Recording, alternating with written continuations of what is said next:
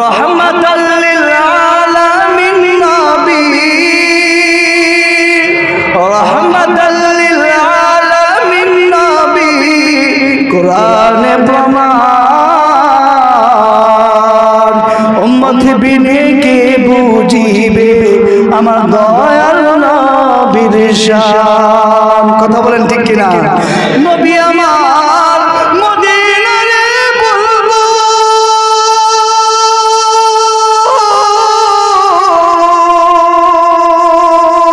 আমার আল্লাহ ভালোবেসে নামটি রাখলেন হাবিব রাসূল। আল্লাহু আকবার। নবী আমার মদিনারে বলবো, আমার আল্লাহ প্রেম করে নামটি দিলেন মুহাম্মদ রাসূল। ওই নবীরে ভুল বুঝিলে, ওই নবীরে ভুল বুঝিলে থাকবে না ঈমান। আশিক বিনে কে বুঝিবে আমার দয়াল নবীর শান। উম্মত বিনে কে বুঝিবে আমার মায়ার নবীর শান। এবার আব্দুল মুত্তালিব 100 দূর আল্লাহর ঘরের সামনে কুরবানি করে দিলেন, মান্নাত আদায় হয়ে গেল। এবার আব্দুল্লাহ আস্তে আস্তে বড় হইতে হইতে 18 বছর হয়ে গেছে। 18 বছর পার হয়ে গেছে। মক্কার সমস্ত মানুষগুলো আব্দুল্লাহর কাছে এসে প্রস্তাব দেয়, আমার মেয়েটাকে বিবাহ করাও। তোমার বাবার কাছে আমার কথাটা বললো যাতে করে তোমার সাথে আমার বিবাহটা দেয়। কারণ আব্দুল্লাহ চেহারা ভিতরে আল্লাহ তাআলা এত সৌন্দর্য দান করছিল, ওই চেহারাটা যেই মানুষ দেখতো তার চোখ ফিরাইতে পারতো না। বলেন না সুবহানাল্লাহ। কারণ আব্দুল্লাহ চেহারা ভিতরে নূরে মুহাম্মদ চমকাইতেছিল। এরকম চমকাইনোর পর এরকম চমকাইতেছিল যখন সকলেই তার মেয়ে আব্দুল্লাহর কাছে বিয়ে দিবার চায়। আবার আব্দুল মুত্তালিব তার একজন বন্ধু ছিল মদিনায়, তার নাম ছিল আব্দুল ওয়াহাব জোহরি। তিনি আব্দুল মুত্তালিব বিভিন্ন ব্যবসার খাতিরে মদিনায় যাইতেন। যাওয়ার পর ওই আব্দুল ওয়াহাব জোহরি তার একটা মেয়ে ছিল আমেনা, তার নাম বলেন না সুবহানাল্লাহ। এই আমেনাকে আব্দুল মুত্তালিব দেখাইছিল এত সুন্দর, আর বন্ধুকে বলেছিল, বন্ধু তোমার মেয়েটা রাইখো, তোমার মেয়েটা আমার আব্দুল্লাহর সাথে সুন্দর মানাবে। বলেন না সুবহানাল্লাহ। তোমার মেয়েটা আমার আব্দুল্লাহর সাথে সুন্দর মানাবে গো। আব্দুল্লাহ তুমি বিয়ে দিও না, তুমি রাইখে দিও। আব্দুল ওয়াহাব জোহরি বন্ধুকে বলে আসছিল বহুদিন আগে। আব্দুল্লাহর পিতা আব্দুল মুত্তালিব যখন দেখলো সকলেই শুধু তার ছোট ছেলের কাছে মেয়ে দিবার চা, বিরক্ত বানায় ফেলছে। হঠাৎ করে একদিন নবীজির দাদা আব্দুল মুত্তালিব নবীর পিতাকে নিয়ে মদিনায় গেলেন। যায় বলতেছে, বন্ধু হে তোমার মেয়ে কোথায়, আমেনা কোথায়? বলতেছে, বন্ধু রাখছি, বিয়ে দেই নেই। বলতেছে, আর দেরি নাই বন্ধু, আমার আব্দুল্লাহর সাথে তোমার মেয়েকে বিবাহ শাদী দিয়ে দাও। বলেন না সুবহানাল্লাহ।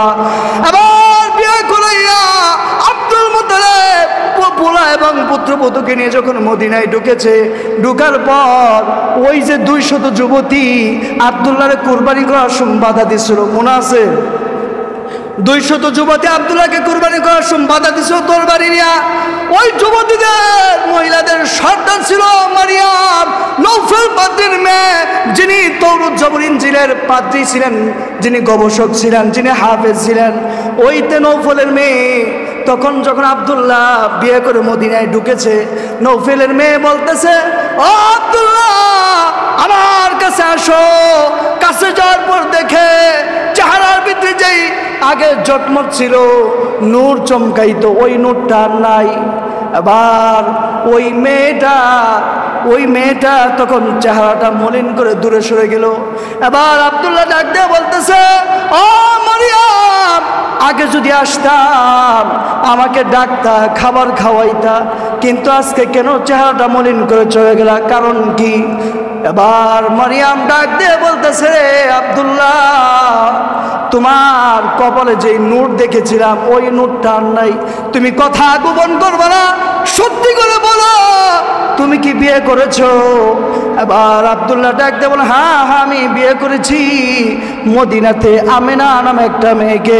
এবার ওই মরিয়ম ডাক দিয়ে বলতেছে, ও আব্দুল্লাহ, আমি আমার বাবা নৌফেল, যিনি একজন পাদ্রী ছিলেন, যিনি তৌরুদ জাবুর ইঞ্জিলের পণ্ডিত ছিলেন, আমার বাবার সাথে থাইকে থাইকে আমি নূরে মুহাম্মদের সন্ধান পেয়েছিলাম।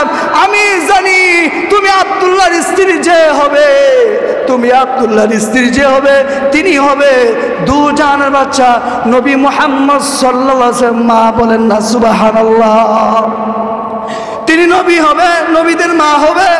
আমি মরিয়মের বড় আশা ছিল নবীর মা হব, কিন্তু আজকে সেই আশা নষ্ট হয়ে গেছে।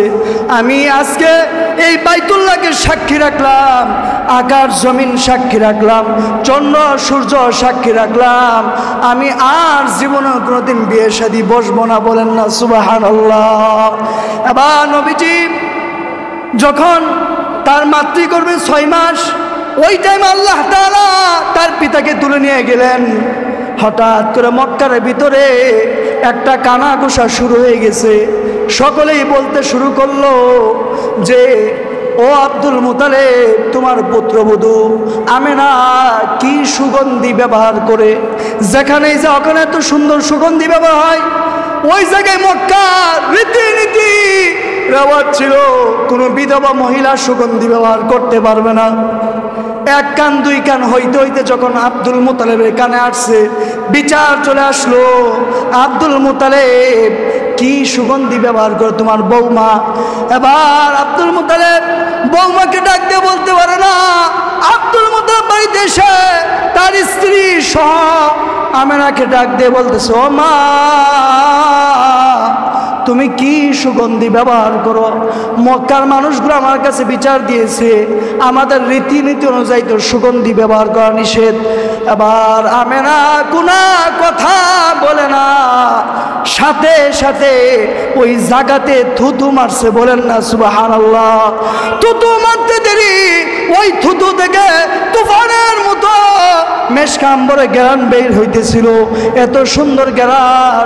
আমেনা ডাক দিয়ে বলতেছে, ও শ্বশুর আব্বা, ও শাশুড়ি মা, এই যে সুগ্রান, এটা আমি আমেনার না, এটা আমার পেটের ভিতরে যেটা আছে, যেদিন আমার পেটের ভিতরে আসছে ওই দিন থেকে আমার গোটা দেহ থেকে মেশকাম্বর গ্রান বের হয়। সুবহানাল্লাহ। গোটা দেহ থেকে মেশকাম্বর গ্রান বের হয়। ও আব্দুল্লাহ, ও আমেনা, এরকম বলতেছিল। আব্দুল মুতালেব তখন এরকম যখন বলতেছিল, আমেনা ডাক দিয়ে বলে, ও শ্বশুর আব্বা, আরো অনেক কিছু কথা আছে। আবার শ্বশুর আব্বা বলে, কি কথা? আমার মেদগর্ভে যখন এই নূরে মুহাম্মদ শিশু সন্তান গর্ভে আসছে, প্রথম যেই দিন আসছে আল্লাহ তাআলা 12 জন রসুল পাঠাইয়া আমাকে সুসংবাদ দিয়েছে। বলেন না সুবহানাল্লাহ। শুধু তাই নয়, আমার ঘরের দেওয়ালগুলো, প্রত্যেকটা দেওয়ালগুলো আমাকে প্রত্যেক দিন সালাম দেয় আর বলে, বিশ্ব নবীজির মা, তুমি সালাম গ্রহণ করো। বলেন না সুবহানাল্লাহ।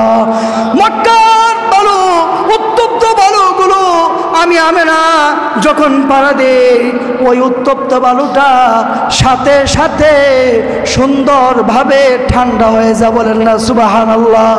মক্কার ওই ধারালু কঙ্করগুলো, ওই পাথরগুলো আমি আমেনা যখন পাড়া দেয়, ওই পাথরটা আমার পায়ের নিচে পড়ার সাথে সাথে মোমের মতো গলে যায়। সুবহানাল্লাহ। এবার আমেনা ডাক দিয়ে বলতেছে, ও শ্বশুর আব্বা, এটা আমি আমেনার কোনো ক্রেডিট না, এটা হইছে নূরে মুহাম্মদ আমার পেটের ভিতরে ছিঁড়ে, ওদের ক্রেডিট। বলেন না সুবহানাল্লাহ। শুধু তাই নয়, আবার যেদিন আমার পয়গম্বর দুনিয়াতে আগমন করবে 12 রবিউল আউয়াল, ওই দিন আল্লাহ তাআলা গোটা সৃষ্টিকে ছুটি দিয়ে দিছে। এবার আল্লাহ তাআলা গোটা আসমানের প্রথম আসমান দ্বিতীয় আসমানে যা, দ্বিতীয় আসমান তৃতীয় আসমানে কথা বলে, এক আসমান আর এক আসমানকে বলে, জানোনি আজকে ওই রাত্র, আজকে যার আগমনে আল্লাহ তাআলা আমাদের আসমানকে সৃষ্টি করেছে, আজকে সেই নবীজি পৃথিবীর জমিনে আগমন করবে। বলেন না সুবহানাল্লাহ। শুধু তাই নয়, শুধু তাই নয়, এবার এরকম বলতেছিল, এরকম এক সাগর আরেক সাগরের পানির সাথে কথা বলে বলে, জানোনি আজকে রহমাতুল লিল আলামিন পৃথিবীর জমিনে আগমন করবে। সুবহানাল্লাহ। শুধু তাই নয়, নবী যখন আগমন করবে সুবহে সাদিকের শেষ দিনের শুরু হয়ে যাবে। ওই সময় আব্দুল মুত্তালিব বাইতুল্লাহর ভিতরে ছিল। আব্দুল মুত্তালিব বাইতুল্লাহর ভিতরে এরকম হাঁটাচলা করতেছিল। হঠাৎ করে দেখে বাইতুল্লাহরা এরকম আমেনার ঘরের দিকে ঝুঁকে পড়ছে। সুবহানাল্লাহ। আমেনার ঘরের দিকে ঝুঁকে পড়ছে, এরকম গাছপালাগুলো ঝুঁকে পড়ছে, আকাশের তারাগুলো ঝুঁকে পড়ছে। হঠাৎ আসমানের দরজাগুলো খুলে গেল, আর কিছু সংখ্যক মহিলা ওই আসমানের দরজা থেকে বের হয়ে, জান্নাত থেকে বের হয়ে, আকাশের থেকে তারার মতো বের হয়ে আমিনার ঘরের ভিতরে ঢুকছে। সুবহানাল্লাহ।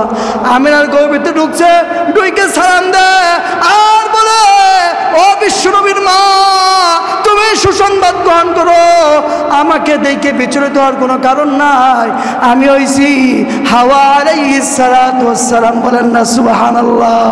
আবার কিছু সংবাদ, আবার একটা মহিলা নবীর ঘরের ভিতরে ঢুকে, নবীজির মার ঘরের ভিতরে ঢুকে তিনিও সালাম দিলেন।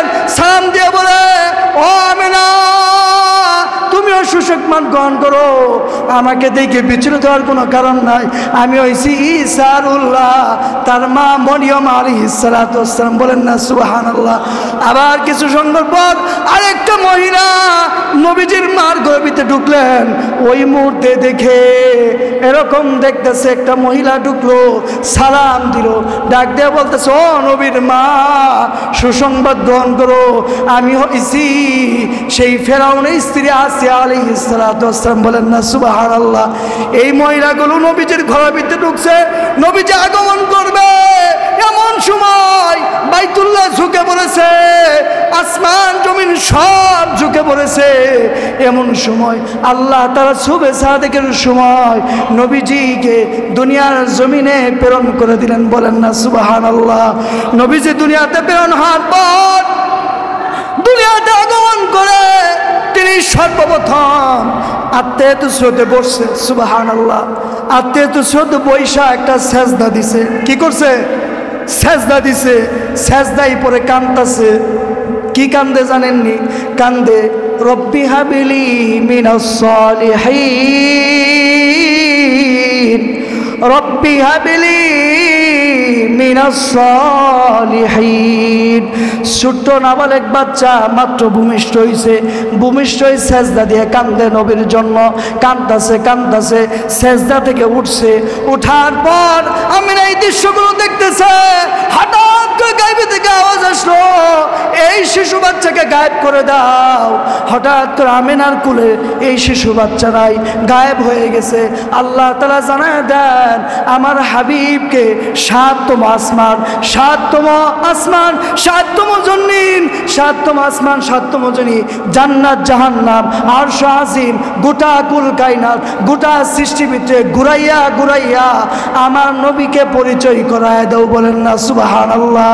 কেউ যদি না বলতে পারে যে আমার দুস্থ মুহাম্মদ সাল্লাল্লাহু আলাইহি ওয়াসাল্লামকে চিনে না, এই কথা যদি কেউ না বলতে পারে, এরকম করে গোটা সৃষ্টিকে পরিচয় করাইয়া আবার এই শিশু মুহাম্মদকে নবীর কোলে দিয়ে দিছে। বলেন না সুবহানাল্লাহ। ভাইরা আমার, আবার নবীজি যখন দেখলো আব্দুল মুত্তালিব এই সন্তানকে কোলে নিছে, কোলে নিয়ে বলতেছে, এত সুন্দর চেহারা, এত সুন্দর চেহারা শিশু মুহাম্মদ আমি জীবনে কোনোদিন দেখি নাই। বলেন না সুবহানাল্লাহ।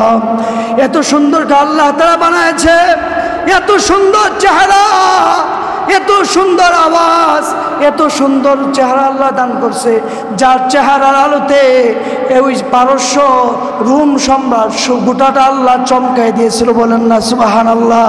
নবী যেই দিন আগমন করছে, নবীজির আগমনের ওসিলায় আল্লাহ তাআলা গোটা অন্ধকারকে দূর করে দিয়েছে। বলেন না সুবহানাল্লাহ। আল্লাহ তাআলা বলে, জান্নাত থেকে জান্নাত, আসমান জমিন এবং পাহাড় পর্বত নদ নদী খাল বিল যা আছে, আমি আল্লাহ যা কিছু সৃষ্টি করেছি সমস্ত সৃষ্টির ভিতরে আমি আল্লাহ আপনার হাবিবুল্লাহর আলোচনা সমুন্নত করে দিয়েছি। সুবহানাল্লাহ। ওই নবীর উম্মত হইতে পারে খুশি না বেজার? ওই নবীর দামি নবীর উম্মত হইতে পারে খুশি না বেজার? আল্লাহ তাআলা বলেন, ও আমার হাবিব, আল্লাহ তাআলা জানায় দেন আপনার আলোচনা আমি আল্লাহ এত ঊর্ধ্বে করেছি। এই পৃথিবীর জমিনে আদম থেকে শুরু করে ঈসা রুহুল্লাহ পর্যন্ত 1,00,000 মতান্তরে 2,24,000 পয়গম্বর প্রেরণ করেছি। এত অগণিত রাসূল, এত অগণিত পয়গম্বর, এত অগণিত নবী প্রেরণ করেছি, কিন্তু কোন নবীর আলোচনা আমি আল্লাহ এত ঊর্ধ্বে করি নাই, কোন নবীর আলোচনা আমি আল্লাহ এত ঊর্ধ্বে তুলে দেই নাই। আপনার শান, আপনার মান, আপনার মর্যাদা আমি আল্লাহ এত ঊর্ধ্বে করেছি। আমি আল্লাহর পরে যার সবচেয়ে মর্যাদা বেশি তিনি হইলেন মুহাম্মাদুর রাসূলুল্লাহ। বলেন না সুবহানাল্লাহ। এই রবিউল আউয়াল মাসে আমার পয়গম্বর রাহমাতুল লিল আলামিন আগমন করেছেন। সারা কুল কায়নাত আল্লাহ তাআলা খুশির জোয়ার বন্যা বহায় দিয়েছে। বলেন না সুবহানাল্লাহ। নবীর আগমনে গোটা সৃষ্টি আসলো, নবীর আগমনে গোটা কুল কায়নাত ভিতরে আল্লাহ তাআলা আনন্দের বন্যা বসায় দিল। কিন্তু একজন ব্যক্তি ছিল নারাজ, একজন ব্যক্তি ছিল খুশি না বেজার। তার নাম কি? জোরে আওয়াজ দিয়ে বলেন, তার নাম কি? ইবলিস, শয়তান। কথা বলেন ঠিক কিনা? ইবলিস কি নবীর আগমনে খুশি হয়েছে? আমার পয়গম্বর, আমার রাসূল মুহাম্মদ সাল্লাল্লাহু আলাইহি সাল্লাম এই পৃথিবীর জমিনে যেদিন আগমন করেছে, ওই দিন আল্লাহ তাআলা গোটা কুল কায়নাত থেকে ছুটি ঘোষণা করেছিল। বলেন না সুবহানাল্লাহ। যুবক বাবাজিরা আমার, বৃদ্ধ বাবাজি আমার, যেহেতু রবিউল আউয়াল মাস চলতেছে, আমি নবীজির মিলাদ নিয়ে কিছু কথা বলবো। রাজি আছেন ইনশাআল্লাহ? শুনবো ইনশাআল্লাহ। নবীজির মিলাদ মানে নবীজির ধর্ম বৃত্তান্ত আলোচনা করা। নবীজির মিলাদ নিয়ে যদি কোনো ব্যক্তি আলোচনা করে, কোনো ব্যক্তি যদি শুনে, আল্লাহ তাআলা তাদেরকে সওয়াব দিতেই থাকে। বলেন না সুবহানাল্লাহ। আমার পয়গম্বর রাহমাতুল লিল আলামিন তার দাদা আব্দুল মুতালিব হঠাৎ করে তিনি একদিন বাইতুল্লাহর ভিতরে ঢুকে বললেন। বাইতুল্লাহর ভিতরে কোনো মানুষ ছিল না।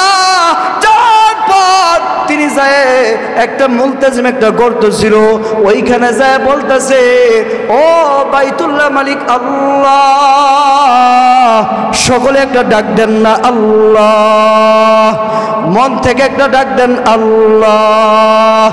এবার বাইতুল্লাহর মুতাল্লি ডাক দিয়ে বলে, ও কাবার মালিক আল্লাহ, আমি বাইতুল্লাহর মুতাল্লি আব্দুল মুতালিব, গোটা মক্কার মানুষগুলো আমার কাছে আসছে। এই বাইতুল্লাহর মুতাল্লি হিসেবে আমি মক্কার মানুষদের পানির চাহিদা মিটাইতে পারি না। ঝড় তুফান হইয়া এই যে জমজম কূপটা ছিল রে, ফিনিশ হয়ে গেছে, বন্ধ হয়ে গেছে। ও মালিক আল্লাহ, তুমি যদি এই যে ঝড় তুফানে যে এই জমজম কূপটা বন্ধ হয়ে গেছে, এই কূপটা যদি তুমি পুনরায় জারি করে দাও, আমি আব্দুল মুতালিবের 10টা সন্তান থেকে একটা সন্তান বাইতুল্লাহর সামনে এনে আমি আব্দুল মুতালিব তোমার নামে কুরবানি করে দিব। বলেন না সুবহানাল্লাহ। আবার আব্দুল মুতালিব এরকম মান্নত করতে দেরি হইল, আল্লাহ তাআলা 1 সেকেন্ড দেরি করে নাই। আল্লাহ তাআলা পবিত্র কালামুল্লাহ ভিতরে বলেন, ইন্নামা আমরুহু ইযা আরাদা শাইআন আন ইয়াকুলা লাহু কুন ফায়াকুন। আল্লাহু আকবার। আল্লাহ তাআলা কোনো জিনিস মনস্থ করতে দেরি, ওই জিনিসটা সাথে সাথে হয়ে যায়, বলেন না সুবহানাল্লাহ। আব্দুল মুত্তালিব মান্নত করছে, তুমি যদি কূপটা জারি করে দাও, আমার একটা সন্তান আমি এখানে এনে বাইতুল্লাহর সামনে না আমি তোমার নামে জবাই করে দিব, তোমার নামে কুরবানি করে দিব। আল্লাহ সেকেন্ডারি করে নাই, সাথে সাথে জমজম কূপটা জারি করে দিয়েছে, বলেন না সুবহানাল্লাহ। এবার জমজম কূপ জারি হয়ে গেছে, অনেকদিন মানুষ পানি খায়। হঠাৎ করে আব্দুল মুত্তালিব আর মান্নত পুরা করে না, 10টা সন্তান থেকে একটা সন্তান আল্লাহর জন্য কুরবানি করে না। এবার আল্লাহ তাআলা ডাক দিয়ে বলে, স্বপ্নের ভিতরে ডাক দিয়ে বলে, ও বাইতুল্লাহর মুত্তালিব, আব্দুল মুত্তালিব, তুমি আমার সাথে ওয়াদা করেছিলা, আমি যদি ওই কূপটা জারি করে দেই, জমজম পানি যদি জারি করে দেই, তোমার 10টা সন্তান থেকে একটা সন্তান আমি আল্লাহর জন্য কুরবানি করবা, কিন্তু তুমি একটাও কুরবানি করতেছো না। যদি কুরবানি না করো, তোমার 10টা সন্তানই বিপদে পড়ে যাবে। এই কথা আল্লাহ যখন স্বপ্নে বলে দিলেন, আব্দুল মুত্তালিব টেনশনে পড়ে গেছে, কি করা যায়। টেনশনে পেরেশান হয়রান। পরের দিন ধর্মযাজক যারা ছিল, ধর্মের যা পণ্ডিত ছিল, যারা আলেম ছিল, তাদেরকে ডাক দিলেন। ডাক দিয়ে বলতেছে, ও ধর্মযাজকেরা, তোমরা আমাকে পরামর্শ দাও, আমাকে একটা বুদ্ধি দাও, আমি কি করতে পারি। সকলেই পরামর্শ দিল, আপনি একটা কাজ করতে পারেন, আপনার 10টা সন্তান থেকে সকলকে নিয়ে বসেন, যে রাজি হয় তাকে কুরবানি দিয়ে দেন। এবার আব্দুল মুত্তালিব 10টা সন্তানকে ডাক দিছে, ডাক দিয়ে বলছো, ও বাবা, আমি আল্লাহর কাছে একটা মান্নত করেছিলাম, আল্লাহ যদি জমজম কূপটা জারি করে দেয়, আমি তোমাদের মধ্যে থেকে একটা সন্তান আল্লাহর জন্য কুরবানি করে দিব। ও আমার 10টা সন্তান, কে আছো তোমরা, আল্লাহর জন্য কুরবানি হয়ে যাবা, রেডি হয়ে আমার কাছে আসো। এবার ওই আব্দুল মুত্তালিবের এক ছেলে ডাক দিয়ে বলে, বাবা, আমার নাম কি তুমি বলেছিলা? বলে, না না, আমি তোমার নাম বলি নাই। এবার একজন একজন করে আবু তালেব বলে, আমার নাম বলেছে। বলে, না না, এরকম 10 জন একজন করে বলতেছে, কেউ নাম বলি নাই। আবার সব সন্তান বলতেছে, বাবা, হাইতে আমরা মরতে চাই না, যেহেতু কারণ নাম বলো নাই, আমরা কেউ কুরবানি হব না। ওই সময় 10টা সন্তানের ভিতরে সবচেয়ে ছোট সন্তান ছিল আমার নবীর পিতা আব্দুল্লাহ, বলেন না সুবহানাল্লাহ। আবার ধর্মযাজকরা সকলে মিলে পরামর্শ দিল, ও আব্দুল মুত্তালিব, তোমার সন্তানগুলো সবটি বড় বড়, তুমি তাদেরকে কোলায় উঠতে পারবে না। তোমার ছোট সন্তান আব্দুল্লাহ ছোট, সে প্রতিবাদ করতে পারবে না, তাকে নিয়ে বাইতুল্লাহর সামনে আল্লাহর জন্য তুমি কুরবানি করে দাও, বলেন না সুবহানাল্লাহ। এবার আব্দুল মুত্তালিব দিন ঘোষণা করে দিলেন, অমুক দিন আল্লাহর ঘর বাইতুল্লাহর সামনে আব্দুল মুত্তালিবের ছোট ছেলে নবীজির পিতা আব্দুল্লাহকে আল্লাহর জন্য কুরবানি করা হবে। গোটা মক্কার ভিতরে দুল ফুটায় দেওয়া হয়েছে, গোটা মক্কার মানুষ জেনে গেছে। এবার আব্দুল মুত্তালিব ছোট সন্তান আব্দুল্লাহকে সাজাইয়া গুছাইয়া সুন্দর পোশাক পরাইয়া আতর গোলাপ শাক মাখাইয়া বাইতুল্লাহর সামনে নিয়ে গেছে, আল্লাহর জন্য জবাই করবে গো। গোটা মক্কার মানুষগুলো ভেঙ্গে পড়ছে, কিভাবে একটা সন্তানকে আল্লাহর জন্য কুরবানি করে, বলেন না সুবহানাল্লাহ। যখন গোটা মক্কার মানুষগুলো ভেঙ্গে পড়ছে, হঠাৎ করে দেখে আব্দুল মুত্তালিব কাবার ডান পাশে 100 যুবতী দাঁড়ায় গেছে তরবারি নিয়ে, বলেন না সুবহানাল্লাহ। কাবার বাম পাশে 100 যুবতী দাঁড়ায় গেছে তরবারি নিয়ে। তারা ডাক দিয়ে বলে, ও আব্দুল মুত্তালিব, তোমার কাছে আমাদের একটাই দাবি, যদি আব্দুল্লাহকে কুরবানি করো, তাহলে আমাদের হাতে যেই তরবারি দেখতেছো, ওই তরবারি দিয়ে আজকে গোটা মক্কা নগরীতে রক্তের বন্যা বসায় দিব। তুমি তোমার 10টা সন্তান থেকে 9টা সন্তান আল্লাহর জন্য কুরবানি দাও, কিন্তু আব্দুল্লাহকে আমরা কুরবানি করতে দিব না। সুবহানাল্লাহ। কেননা আব্দুল্লাহর চেহারার ভিতরে, এই কবরের ভিতরে আমার পয়গম্বর মুহাম্মদ সাল্লাল্লাহু আলাইহি সাল্লাম তার নূর মুবারক চমকাইতেছিল, বলেন না সুবহানাল্লাহ। ওই যে 200 যুবতী মহিলা দাঁড়ায় গেছিল, ওই 200 যুবতী মহিলার নেতৃত্ব দিতেছিল একটা মেয়ে, তার নাম ছিল, একটা মেয়ে নেতৃত্ব দিতেছিল। সে ডাক দিয়ে বলে, ও আব্দুল মুত্তালিব,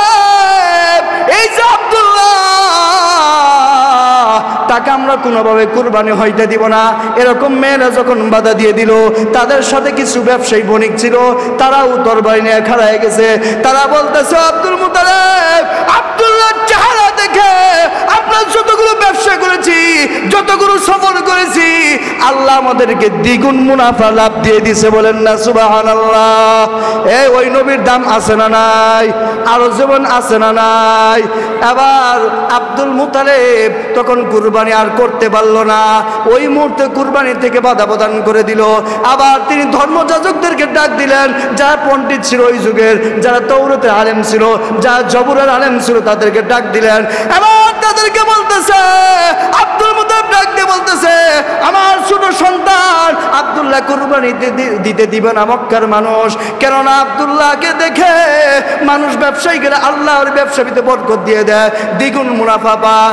আর মহিলা কিছু দাঁড়ায় গেছে, দুই পাশে 200 মহিলা, তারাও তাকে কুরবানি করতে দিবে না। তারা যুদ্ধ করবে, প্রয়োজনের জীবন দিবে, রক্ত ঢালবে, তারপরেও নবীর পিতা আব্দুল্লাহকে কুরবানি হইতে দিবে না। বলেন না সুবহানাল্লাহ। এবার আব্দুল মুতালিব ডাক দিয়ে বলতেছে, ও ধর্মযাজক, আমাদেরকে নতুন একটা পরামর্শ দাও। এবার ধর্মযাজকরা বলতেছে, আব্দুল মুতালিব, আপনি লটারি টানেন, লটারির ভিতরে 10টা কাগজের ভিতরে নাম লেখেন, 10টা কাগজের ভিতরে উটের নাম লেখেন, আল্লাহ আরেকটা কাগজের ভিতরে আব্দুল্লাহর নাম লেখেন। এরকম করে 100 বার লটারি টানেন, দেখি কি হয়, তার একটা পরামর্শ দিব। এবার লটারি টানতেছে, প্রত্যেকটা আব্দুল্লাহ নাম আসে। এরকম টানতে টানতে যখন 99 বার লটারি টানছে, ওই টাইম আব্দুল্লাহ নাম আসছে। আবার ওই যে 200 যুবতী ছিল, তারা আবার তরবারি নিয়ে দুই পাশে দাঁড়ায় গেছে। বলেন না সুবহানাল্লাহ। ব্যবসায়ী বণিকরাও দাঁড়ায় গেছে। তারা ডাক দিয়ে বলতেছে, রে আব্দুল মুতালিব, তোমার কাছে প্রশ্ন করতেছি, তোমার কাছে আসছি, এরকম লটারি টানতেছ 99 নম্বরেও। নবী যখন আগমন করলেন, আব্দুল মুতালিব চেহারা দেখা যখন বলতেছে, এত সুন্দর চেহারা আমি আর জীবনে কোনোদিন দেখি নাই, এত সুন্দর চেহারা। আব্দুল মুতালিব চেহারা নিয়ে এরকম বলতেছিল। আব্দুল মুতালিব বলে, আমি বাইতুল্লাহর মুতাল্লি হওয়ার কারণে কত সুন্দর চেহারা দেখলাম, কত মানুষ দেখলাম, কত দেশ সফর করলাম, কিন্তু আমি আব্দুল মুতালিব বলতেছি, এত সুন্দর চেহারা জীবনে কোনোদিন দেখি নাই। বলেন না সুবহানাল্লাহ। এই কথা বলতে আবার জিবরাইল এসে বলতেছে, ও আব্দুল মুতালিব, আমি জিবরাইল বলতেছি, আমি সকল নবীদের কাছে ওহী নিয়ে আসছি। আমি বলতেছি, এই মুহাম্মদ থেকে সুন্দর চেহারা আমি জিবরাইল কোনোদিন দেখি নাই। বলেন না সুবহানাল্লাহ। নারে তাকবীর। প্রধান বক্তার আগমন, প্রধান বক্তার আগমন।